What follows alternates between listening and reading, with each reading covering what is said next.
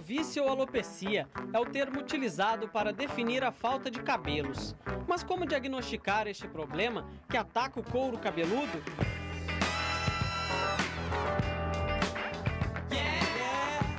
O diagnóstico na calvície tem que ser preciso.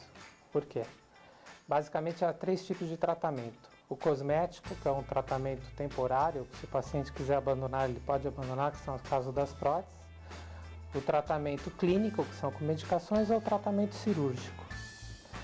O diagnóstico ele é importante porque existem alguns tipos de calvície que são naturais no ser humano, como são os eflúvios telogênicos. É aquela mulher que teve filho, vai diminuir os cabelos dessa pessoa, mas depois de 3 a 6 meses, o cabelo volta. Ou mesmo um emagrecimento ou alguma doença que leva a essa perda de cabelo, mas esses cabelos vão voltar naturalmente. Então, de forma alguma, um paciente desses pode ser operado ou realizado tratamento cirúrgico. No máximo, algum suporte, alguma medicação para esses pacientes, sendo que deve ser bem feito o diagnóstico dessa calvície. Tem que ficar bem claro. Os tratamentos para evitar a perda total de cabelos podem ser medicamentosos, cirúrgicos ou com a utilização de próteses capilares. A grande maioria da calvície, do diagnóstico de calvície hoje, ela ou é a calvície androgenética, que é aquela hereditária e hormonal, e sabidamente 50% da população no mundo tem ou terá, da população masculina, e 10% da população feminina. Nesses casos, os casos mais iniciais, as calvícies mais iniciais ou pacientes jovens, geralmente devem ser tratados com tratamento clínico, que são as drogas. As mais utilizadas, minoxidil e finasterida. E as calvícies de pessoas com mais idade ou mais evoluídas, aí podem ser realizados o tratamento cirúrgico, que é o transplante de cabelo.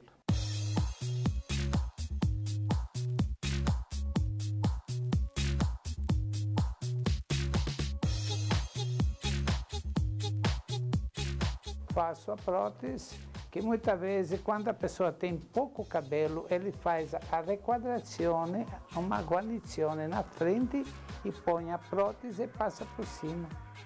Hoje as próteses são tão perfeitas que nós fazemos prótese que eu comecei a fazer a de silicone há 40 anos atrás. A de silicone imitando a pele.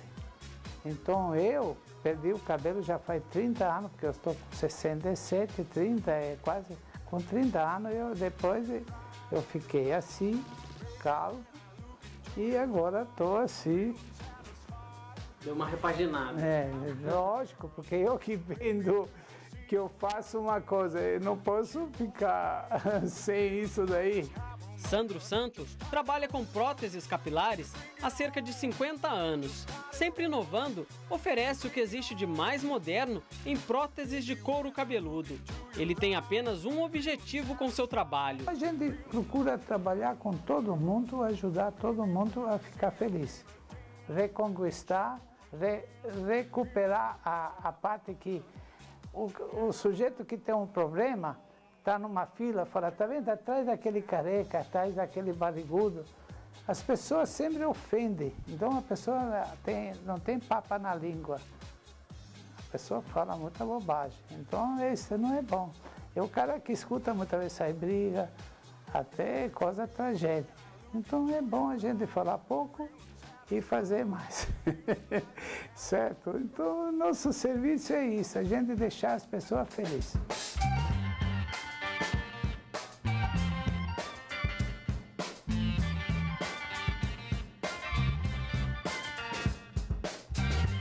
Pessoas de todas as idades podem realizar os tratamentos contra a calvície, desde que tome alguns cuidados antes, durante e após o tratamento.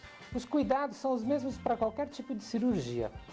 Os pacientes irão realizar exames, vai ser feito o diagnóstico correto dessa calvície. Ele estando liberado da parte de exame físico geral, ele não tendo nenhuma doença, exames clínicos estiverem normais, aí está liberado para realizar a cirurgia. E o pós-operatório, basicamente, ele é simples. O paciente opera, no mesmo dia ele tem alta, E ele vai ter alguns cuidados de tomar sol, vai ter algum tempo para voltar para o trabalho, atividades, esporte. Esse cabelinho cai, o transplantado, e depois de 3 a 6 meses ele volta a crescer novamente. Dr. Sandro salienta que a finasterida, utilizada para tratar a calvície, pode momentaneamente causar efeitos colaterais ao paciente. A finasterida ela é inibidor da 5-alfa-redutase. A 5-alfa-redutase transforma a testosterona em dihidrotestosterona. A dihidrotestosterona ela é responsável por caracteres secundários sexuais masculinos, que não é somente a perda de cabelo, mas alguns outros que são do homem. E em alguns pacientes, uma pequena taxa de paciente de 1,5% até 1,5% pode levar a alterações a nível sexual desses pacientes. Porém, parando de fazer uso da droga, em torno de 1 a 2 semanas volta ao normal esse paciente. Tratamento para calvície tem, mas ele tem que ser bem indicado com um profissional gabaritado para fazer o diagnóstico correto. Aí sim, escolher o melhor tratamento para esse paciente.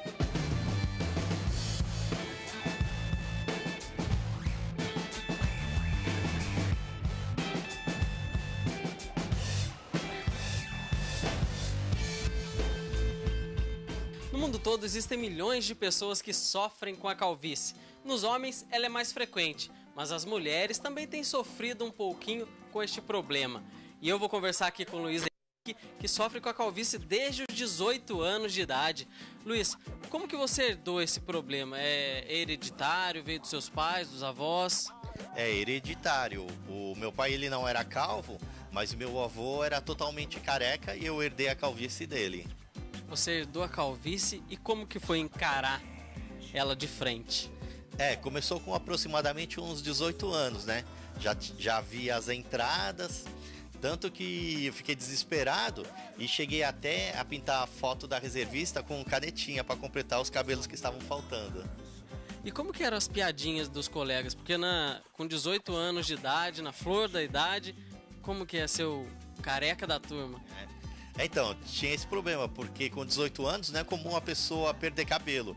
E dos meus amigos, ninguém tava ficando careca, eu era o único, né? Então sempre ficava falando, aeroporto de mosquito, né? Ficavam fazendo aquelas brincadeiras, né? Certo, e como que surgiu a oportunidade de realizar um implante, de você estar melhorando um pouquinho a aparência, diminuindo a testa, como você mesmo disse? Então, a minha intenção era diminuir o tamanho da testa, porque como eu não tinha nada aqui na frente, a testa terminava no meio da cabeça. Então eu fiz um autotransplante para diminuir o tamanho da testa. Eu tirei uma faixa de cabelo daqui de trás, uma faixa de 12 centímetros por 2 aproximadamente. Dessa faixa são separados fio a fio, e aí esses fios são implantados aqui na frente. O efeito que deu foi diminuir o tamanho da testa. Tem pouco cabelo ainda aqui na frente, mas a testa agora já está delimitada, já termina mais para cá. Ah tá, mas você pretende continuar com esse implante? Assim, pretendo, porque a cada cirurgia não dá para transplantar muitos fios. Então o volume é pequeno, eu pretendo fazer outras para poder dar mais volume aqui na frente. Agora, eu fiquei sabendo, e você já me contou também, que faz parte do Clube dos Carecas. Está até escrito aqui na sua camisa o site do Clube dos Carecas. E como que surgiu o Clube dos Carecas na sua vida? Quando eu estava com aproximadamente uns 30 anos, já tá pensando em fazer o transplante, um amigo meu me indicou esse clube. Eu fui lá, conversei com os diretores, conversei com outras pessoas que já haviam feito, né? Todos estavam satisfeitos. Eu olhei como que estava o cabelo das pessoas, realmente ficou bem natural. Eu fui, fiz e estou bastante satisfeito com o resultado. Agora, Luiz Henrique, quem quiser participar do Clube dos Carecas, o que ele deve fazer? Tem que entrar no site www.clubedoscarecas.com.br e a diretoria do clube vai entrar em contato com quem entrar lá no site e deixar alguma pergunta.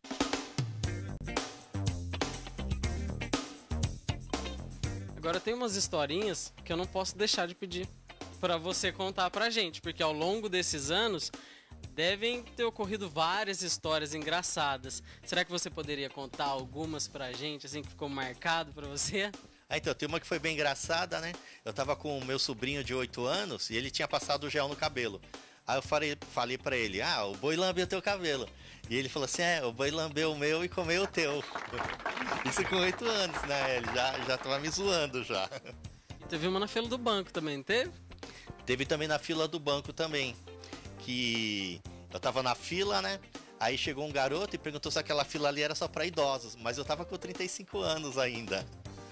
Você nunca encarou a calvície como um problema? Você sempre procurou levar isso na brincadeira, até a gente percebe que você é bem alegre.